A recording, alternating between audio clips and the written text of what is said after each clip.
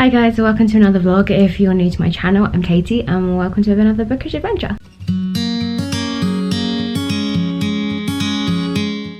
So as you can tell, I'm doing another vlog. I think I'm gonna do like a whole October one. I don't know, we'll just see how this goes, but at the moment that's what I'm thinking. So I am reading for October, rereading but listening to Frankenstein. Love it, narrated by Dan Stevens, and I'm reading Meddling Kids, and I have been sold very easily on this book. It's kind of, yeah, Scooby-Doo vibes but in the 90s. So it is a group of meddling kids who, whenever they went on holiday to this little town called Blyton, they would like a detective club basically, and they were kids in the 70s, and the book is based in the 90s when they come back together. And I really like this idea because A, they do not have their shit together in the 90s, like they're struggling really bad and are kind of haunted by their last case, which was solved. Yes, I really kind of like that idea of that, yeah, kind of what happened to them as kids has kind of messed them up, which I mean it would, but I think it is more not that, oh whoa sorry yeah, it was more than just a guy in a creepy mask. There was definitely something else more to this as you learn to too. So you get like a little news clipping at the very beginning, which I really liked, and yeah, it just makes out like it's another one of their typical you know, detective teen solve sort of thing, but there is clearly more to it, and you learn this quite early on, that there is definitely more to it. Was just a guy pulling a scam. There happens to have been a guy pulling a scam, but there's something else more dark and mysterious. I love that the town is called Blyton because it makes me think of Enid Blyton and the Fantastic Four or Five, whatever, because I don't know what they're called. And then I'm pretty sure there is the River Zoinks as well, and I'm just like, come on guy. I'm about 30% into it. I'm not too bad. I literally started not long ago. The only thing I'm having trouble with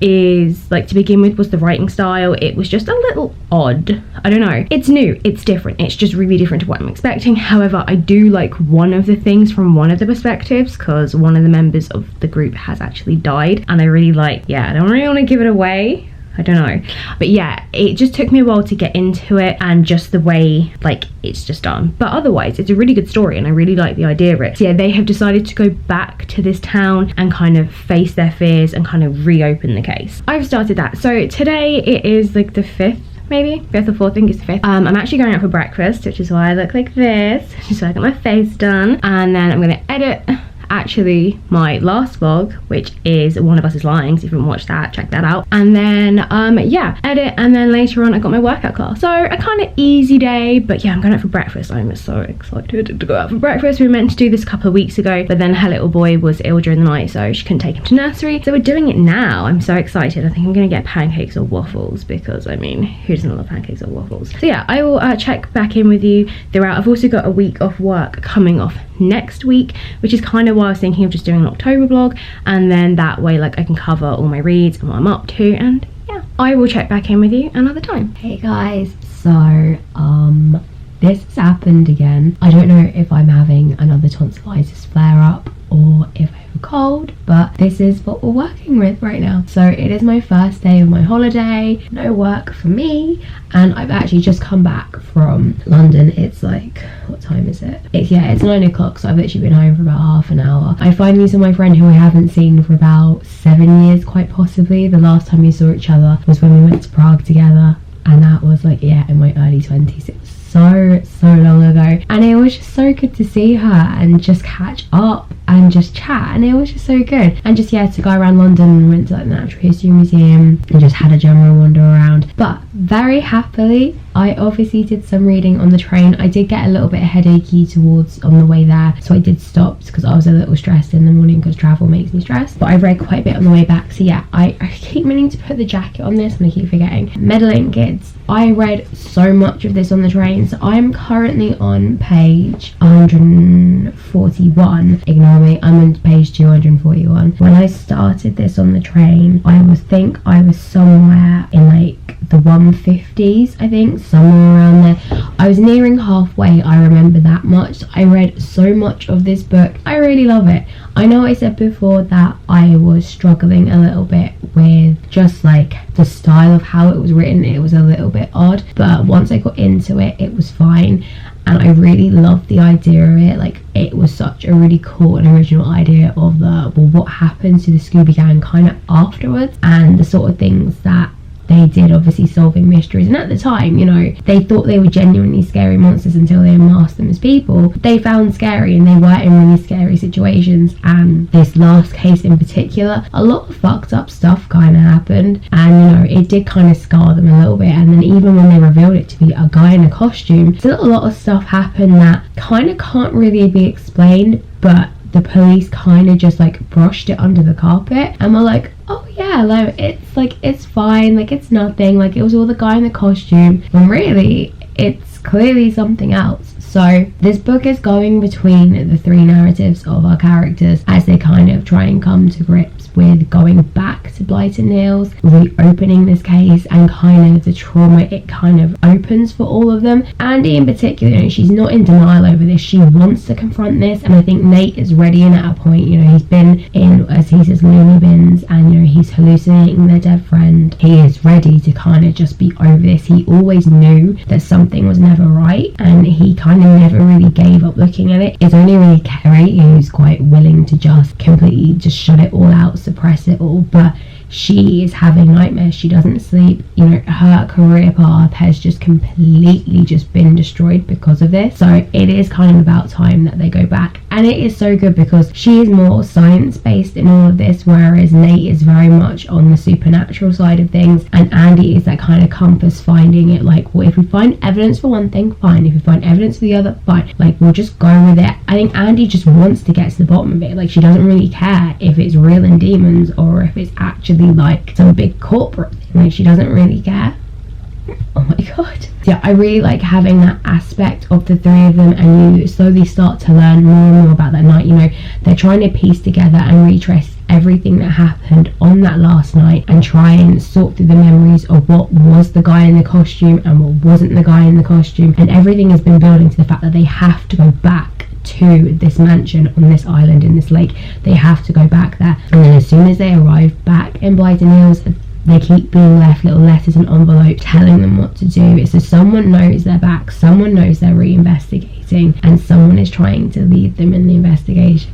Oh god, it has been so enjoyable. Like, I was really enjoying it on the train. I was so glad I had this trip to London so I could just sit and read through it, because I know I've got this week off and I intend to just relax a lot. I've had today, which is clearly fucked up my throat even more, because obviously all we've been doing is talking and like shouting over traffic, so now my throat is just absolutely fucked. And tomorrow I've got my tattoo, and then I think me and Gavin are just gonna go like chill in a garden centre. God, I hope I get it. My biggest worry actually about tomorrow is that I'm gonna turn up like this and I am obviously coughing, and you know, I need to be like, I swear down it is not COVID. I think I've just like, I promise you I can talk, and I'm just like, the coughing is the issue, is what I'm concerned about. It hasn't been too bad today. Like, I haven't had any coughing fits, or it'll be, I'll try and talk and it will just be a massive cough, so I'm scared when she's doing my arm, so I'm really hoping that it's fine. But for the rest of the week I basically don't have anything planned. I might go for breakfast with a friend or catch up with another one, so it's going to be pretty chill. So if I do head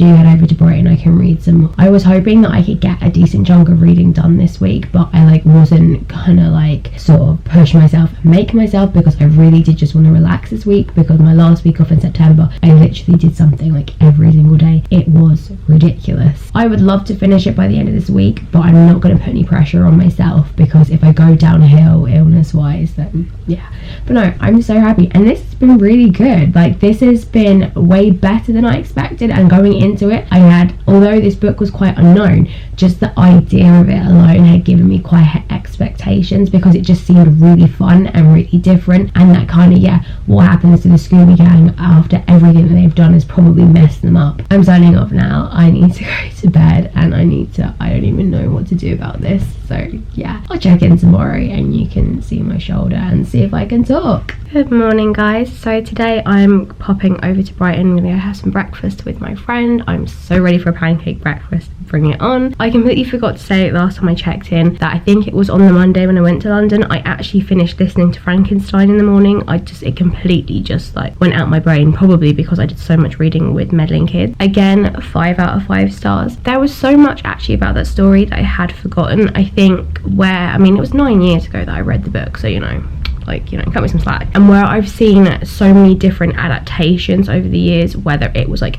a stage one or a ballet one, and there was another one as well in between. Oh yeah, a second stage one, because I saw the one with Johnny Lee Miller and Benedict Bandersnatch where they alternated between the creature and the creator, which I highly recommend if you ever get a chance to see that. I saw it because the cinema did live screenings of it, and it was really hard to pick between who I wanted to watch it for, but luckily the following year again at Halloween they were showing it again, so yeah, I highly recommend that. So I think a lot of my memory came based off that. So in terms of like how the creature learned English and learned English, like German, and how to communicate, like that I remember differently. Like I remember that there was the family in the woods, but I think I remembered more the staging of how he interacted with them, whereas in the book it's actually he's kind of living next door to them, listening to them, whereas in the stage show that I saw, he goes in and sees the blind old man whilst the son and daughter are out of working. So it's stuff like that sort of not clouded my memory. Obviously they do have to alter it to a degree because, you know, they can't fit everything in, so it's stuff like that I didn't remember. And I did remember stuff further on later on, like to do with his brother and his family. There were bits I kind of did remember in general. Obviously don't want to give away the plot. I completely forgot about stuff to do with his friend Cavall. That completely just like was gone. I also couldn't remember how it was told. So it is Victor relating his story to someone else, and then also relates the monster story when the monster then tells him his story. Blimey, completely again not how I remember it being. I don't know why actually, but yeah, that bit just kind of wasn't in my memory, but the general whole of it I did remember. And I remember like them going on the trek to the Arctic and all that stuff. All that was kind of in there, but also kind of not apparently.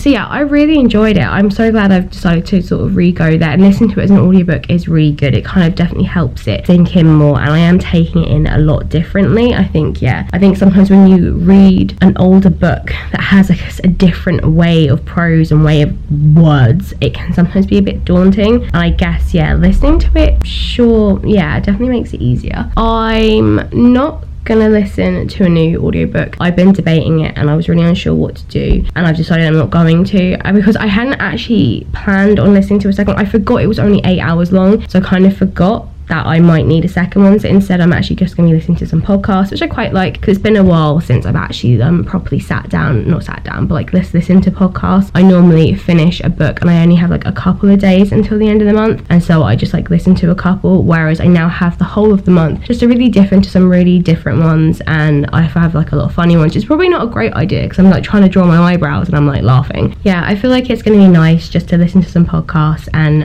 not have to really focus on a story, especially as I'm still like fuzzy brained and not really with it. And then before you know it, it'll be the end of October anyway. I need to finish getting ready and go get me some breakfast. Hey guys, so I wanted to check in with you because I have literally just finished Meddling Kids. Yesterday I went to have breakfast with my friend, did a bit of shopping, then when I came home I had a good like hour or so, and I managed to like plow through another chunk of this book, and it literally got me to a point where I was like, I have like 30 pages left. So I've just taken a 2-week batch of Instagram photos, and I was like, right, let's sit down, do some reading. I've earned myself a rest. As you can tell, I'm still very stuffy, so I can't breathe still. So yeah, I've literally just finished this, and I would say, yeah, a 4-star. I really did enjoy this book. The whole Scooby-Doo kind of love letter that this is really cool. I do really like it. I would say the reason I'm giving it 4 stars, even though it is unlike anything I've ever read, because it is that Scooby-Doo meets Cthulhu vibes, is because the writing style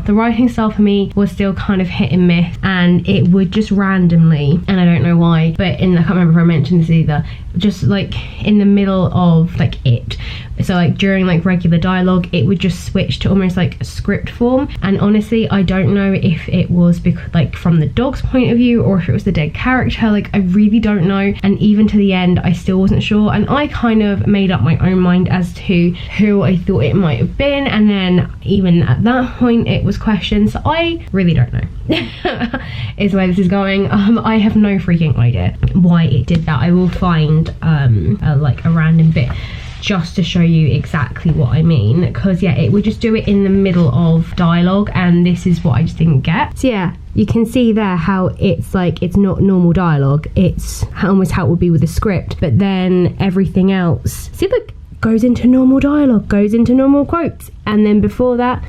So yeah, confused. Me. That is me. Confused. So yeah, I don't know what that was. I still to this day don't know what that was. But this was a really enjoyable read. So yeah, Alice did a really good job with this because she sold me on it pretty easily. And that was, yeah, Scooby-Doo vibes, kind of, yeah, their lives completely fucked up.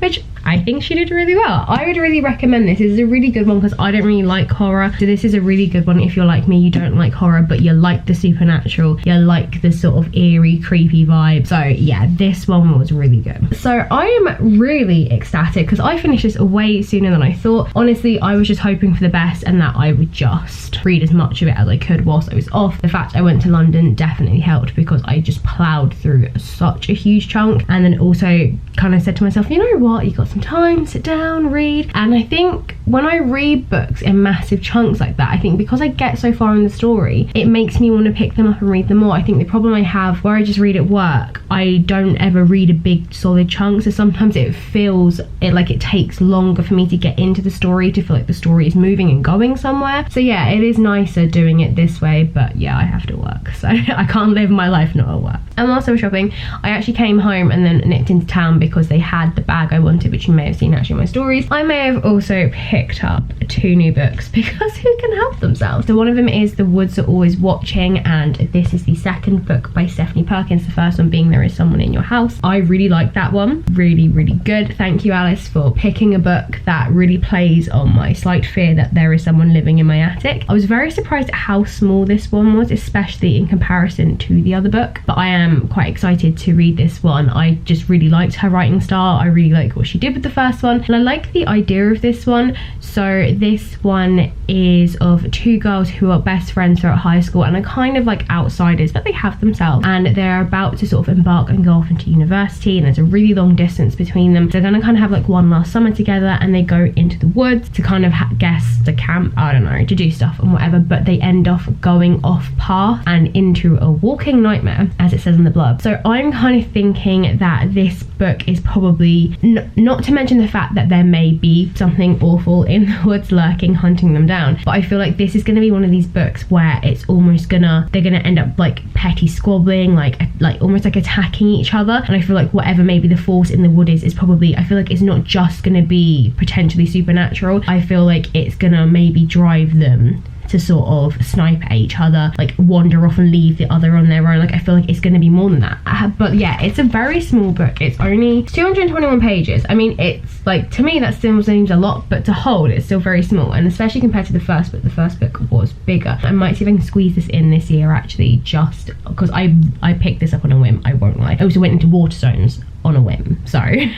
And then the other book I bought was Annecy Boys by Neil Gaiman, and this book I've been toying with for forever basically because spiders. It's where this is going. So way back when I did my Neil Gaiman binge, I came across this book and was like, I'm not reading that because that's to do with spiders. And I was like, no mate. And over the years I have come back to it and tried to decipher how much spider is in this really. It doesn't help that the character is called Spider either. So if you look this up on Goodreads, this says that this is the second book in the American Gods series. So my takeaway from when I first discovered this book years ago was that it is more set in the same world and it's got a character from the American Gods series or book. So I don't think it's like a direct anything. This is like a whole separate thing. It is just set within this world. So this follows Charlie, who discovers after his dad dies singing karaoke, actually his dad is a trickster god, Annecy the spider, and he also discovers that he has a brother, Spider, and the Spider turns up and basically I think kind of turns his world upside down, and he takes him from his home in South London, like Florida, Caribbean, he takes him on this massive world journey, which is going to kind of turn his world inside out. And I guess there are going to be lots of other stuff to do with like the gods and that whole situation. So yeah, I have been thinking about reading this book for a very long time, and then I thought I would just woman up and just do it. And if it got too spidery, I will just fling this book across the room and I'll never pick it up ever again. But yeah, it's one that has sort of been on the radar for a while. Anyway, that is me done for today. I will check back in with my next book that I will start reading on Monday. I will try and talk about that really quickly when I get back from work before I go out for dinner. I'm gonna go lie down now because I can't breathe with all this talking. Side note, I have also realised I still haven't shown you my shoulder tattoo. That's because it's kind of awkward and would involve me getting kind of naked, but yeah, that is the kind of thing we are. Don't mind the scrunchie in the phone on my bed. Yeah, that is what we're looking at. I love it. It's so pretty. Yeah, floral. It's cute and it's lovely. Welcome to another wet and dreary Monday. So it was my first day back at work today and I started reading this one, A Shadow on the Lens. I'm really looking forward to reading this for two reasons. One, spooky read set in Wales, and the other is that me and one of my Instagram girlies are going to sort of have not quite a buddy read, but we're going to be sort of having a discussion about this. And I've never really done one of those. I've just sort of talked to people who I know who have read books that I have. So this book follows a police, well, he's not exactly a police officer, he is a forensic photographer, and he is sort of not developed, he's not like the first of it, but he has kind of really honed his skills, made it his own, to the point where he is pretty much almost like a consulting detective. People look and think of him as a detective in his own right. He's worked on lots of cases, and you know, he gets called upon not just from people in London but kind of everywhere for his sort of special skill set. So Thomas gets called to this sleepy Welsh town, and I was so excited because as a kid I grew up in Wales, so I'm very happy to kind of just have that part of my life come back again, even though, you know, no murder happened. And yeah, he is called there because of a murder of a young girl there, and then when he is developing his photos he discovers that there is some sort of like a face, a spectre within the photo, and then it soon becomes very present that there is something with this village, there are secrets that they want to keep, there is something, there is like this feeling, there is just this something there.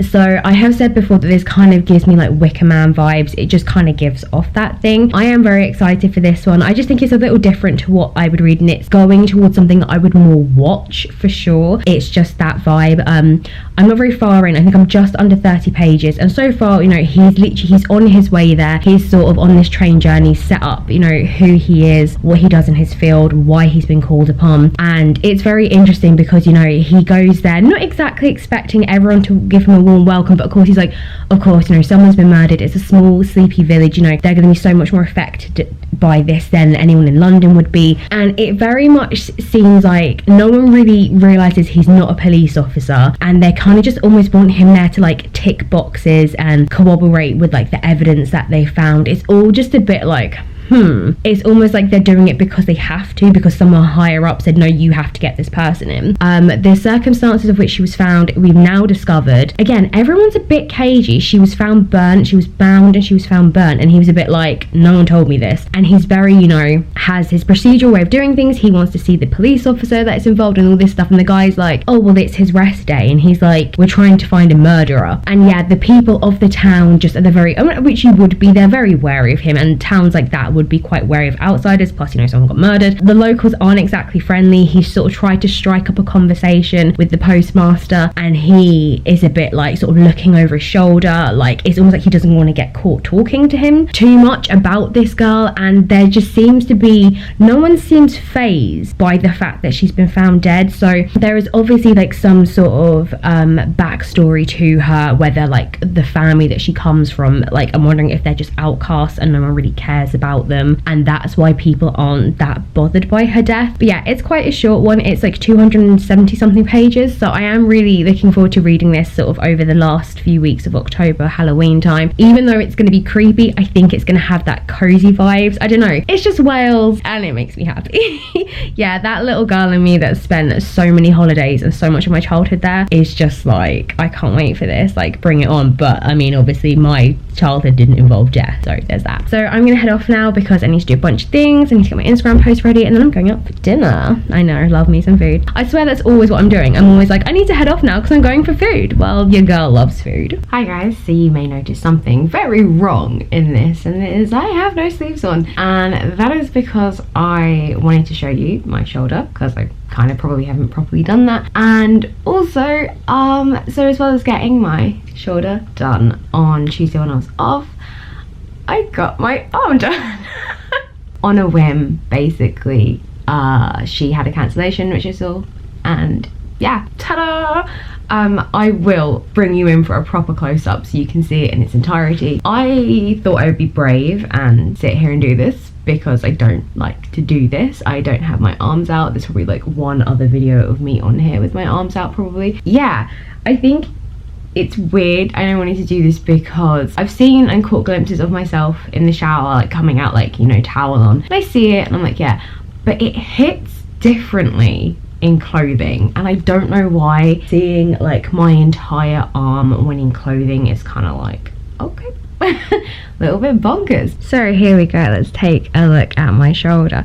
This is gonna be very awkward to do, but we'll do my best. But just picture this, but like all the way round. It is just stunning. I can't even, it's these leaves are the ones that absolutely just kill me. They are just, oh my god, I love them. So this is the one that I got when I was off on the Tuesday when I had my week of holiday, and I'm sorry, but I'm so in love with these leaves. I just look at them. And then if we make our way further down the arm, we can see my newest one. So this was the Tuesday that it's just been, and it's a little bit in the sort of dry scaly phase, so sorry if you can pick that up. But yeah, this is my, god, it's really hard to try and twist my elbow. This is my other one, and again, like the leaves are just, oh, it's been flecked with white as well, a bit like my bottle was, so it's just so beautiful. But I love that they look like Tudor roses, which is just great because I'm obsessed with history and a little bit obsessed with Tudors. So I mean, I'm not a crazy history nut, but it is just something that I do adore. So yeah, that is my arm. It is basically kind of complete, just like you see a few little gaps there. So yeah,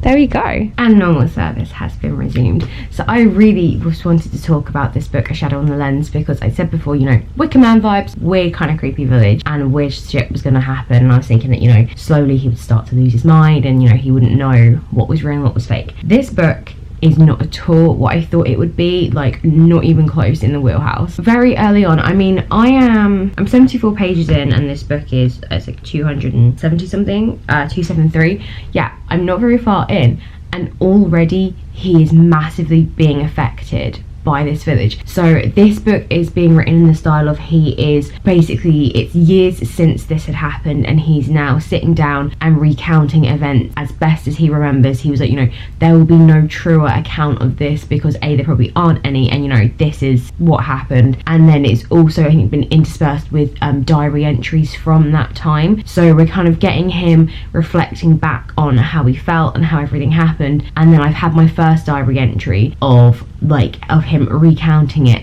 as it happened, really fresh. So yeah, he has gone to this village, not the warmest of welcomes, all a bit and he's basically trying to get on with his investigation, but he is just suddenly being plagued by this weird fever. He is really unwell all of a sudden. He's getting like these bad migraines, his vision's going. It's just really weird how suddenly it's just happened, and that's not what I expected. You know, he did say very early on that he felt like people were watching, and that, you know, curtain twitching, which is to be expected, you know, in a small village where, you know, this big fancy city man and his camera turn up, and, you know, her dying in the way that she did, and just in general, like, there being a murder in such a small little town. But he feels something more than that, and then yeah, he's suddenly just being hit with this constant feeling unwell, this fever.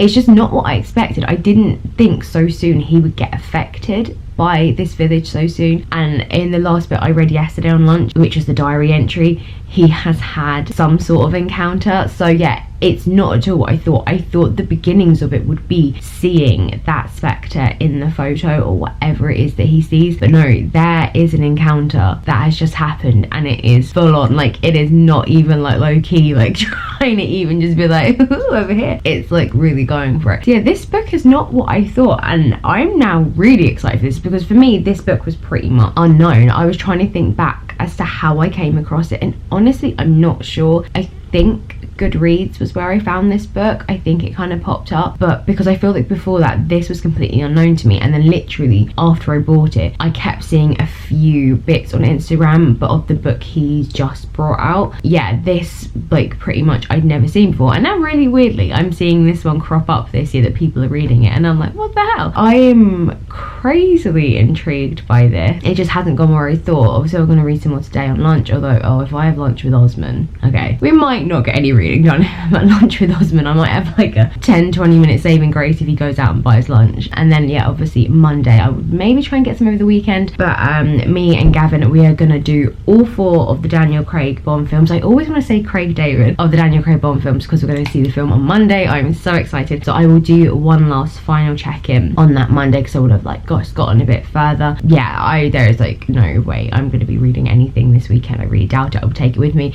The problem is this book is not light reading. I don't want to read this before I go to bed. Just don't. So just doing my final check-in, I did remember to do it. So I am currently on about page 130 something of A Shadow on the Lens. I'm really enjoying it and I'm really excited to see how it ends. It is very, very creepy. My buddy who I'm talking to on Instagram about it, yeah, she messaged me the other night and was like, so I'm on page 100 and oh my god, I'm terrified. And honestly, yeah, I feel that. I feel that fear. It is just, yeah, really creepy. I'm really impressed. I also didn't realize that the next book is connected. It is a Thomas Bexley book. I didn't realize that. I think the summary that I had briefly read really just kind of gave a very short and just quick account of what it was going to be about. So yeah, I didn't realize that the two were actually connected. So fingers crossed that this all goes well and I'm not hugely traumatized. I will definitely be reading it and I will read it maybe another Halloween. It's just like the perfect spooky vibes book. So tonight we're off to go see James Bond. I'm so excited for this. Like, it's been such a ridiculous amount of time between the two films. Over the weekend, me and Gavin, we watched his previous four. Well, we tried to watch Quantum of Solace, but unfortunately the disc was not in the DVD case. So yeah, we missed out on that, but I can't believe that Casino Royale came out in like 2004, 2006. I was 14. I was so sure I was like 16 or older, so maybe I'm thinking of Quantum of Solace, but I was so sure that I was older. And when she gave them to me and I looked, well, I say when I just rocked up at her house and her family gave them to me, I was looking at the cover and I was like, oh my god, like he looks so young, like so young. But yeah, they were so good and I forgot actually how good they were because I think a lot of them I haven't watched since seeing them in the cinema. I'm pretty sure I saw Skyfall twice, or it might have been Spectre, but I'm pretty sure I saw Skyfall twice at the cinema, and then that's been it. So it's been really nice to go back because I know how connected they are. So I'm so excited for this last one. Kind of sad he's leaving, but at the same time I'm like, I want more new ones, so like let the baton be passed on. But yeah, it was really good watching them and I forgot how good they are and just how they like it's a real step up. Like Bond was like my thing, like growing up as a kid, like I loved the Pierce Brosnan ones. So yeah, becoming an adult, ew, saying that is horrible, but yeah, it's really nice to be like, you know what, my generation's ones really good. So yeah, that is it for my October reading vlog. I hope you enjoyed. I quite like this. I might try and do this more often. It's not often I get to do like a weekly one, so yeah, I might try and do this more often and do like a monthly one, and yeah, you can like see my progress with all my reads. So if you enjoyed this and you're thinking, yeah, actually a monthly one would be good, hit that like button, and if you want to subscribe, do that too and never miss a video. I hope you have a great week and I hope you have a great weekend, and if you've seen James Bond, let me know. What do you think? I've heard great things. Have a good one.